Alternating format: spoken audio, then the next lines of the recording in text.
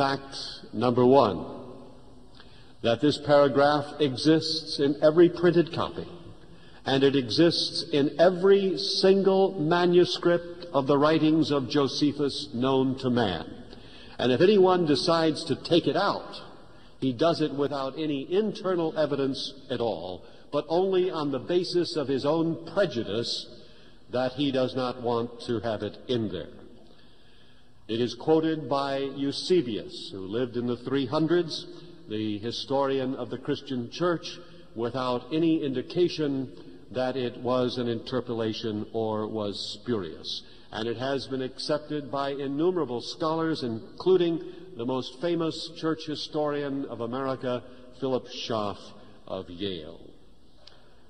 Josephus, the great historian of the Jews. Another Jewish testimony to Christ is taken from the Talmud, the writings of the Jewish rabbis in the second part of the Talmud, called the Gemara. There is a discussion of Christ.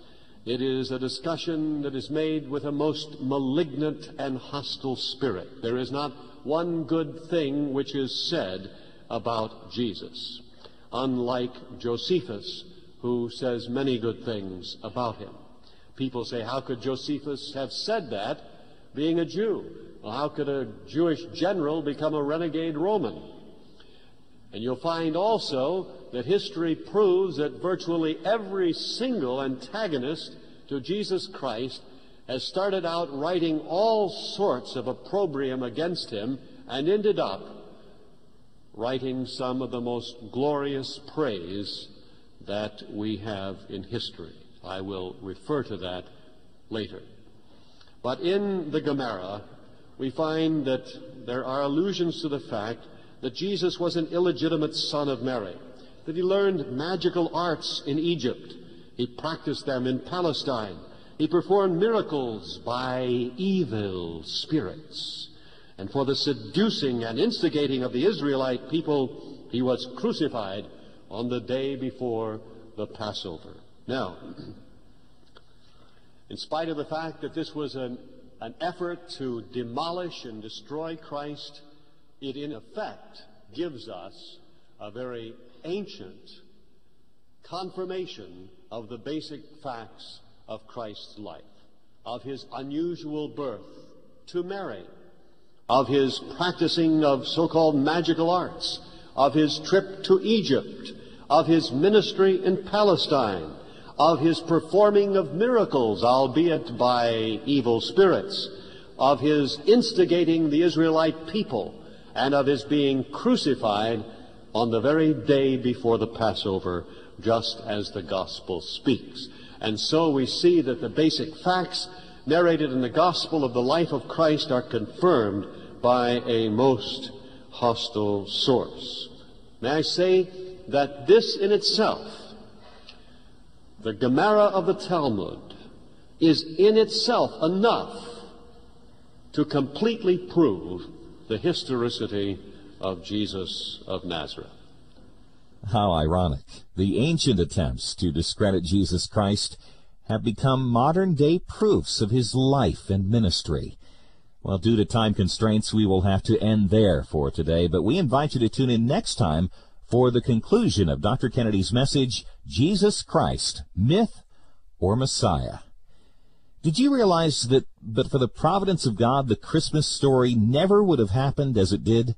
Of course, that is true on many levels, but the Bible tells us that when Joseph discovered that Mary was pregnant months before they were to be married, he was ready to call it all off. In those days, adultery was punishable by death, but Joseph, being a righteous man, sought to quietly end their engagement. Given their cultural surroundings, only an act of God could have gotten him to change his mind. As we now know, that is just what he got, and the two were married.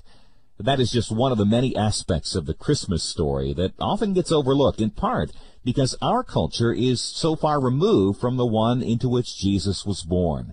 You can find out more about that culture and just how amazing the Christmas story really is when you call and ask for our newest resource, The First Christmas by Dr. Paul Meyer. This book also has full-color photos of the land in which Jesus lived and it will be sent to you for a gift of $15 or more when you call 1-800-229-WORD. And when you call, be sure and ask about our expedited shipping so you can receive it in time for Christmas. That's 800-229-9673. And you can also request it online at truthsthattransform.org. When you go online, you can also sign up to receive weekly email updates informing you about upcoming guests and topics. And you can also request Dr. Kennedy's entire message, Jesus Christ, Myth or Messiah, on CD or audio cassette for a gift of $5 or more when you order online. It's all right there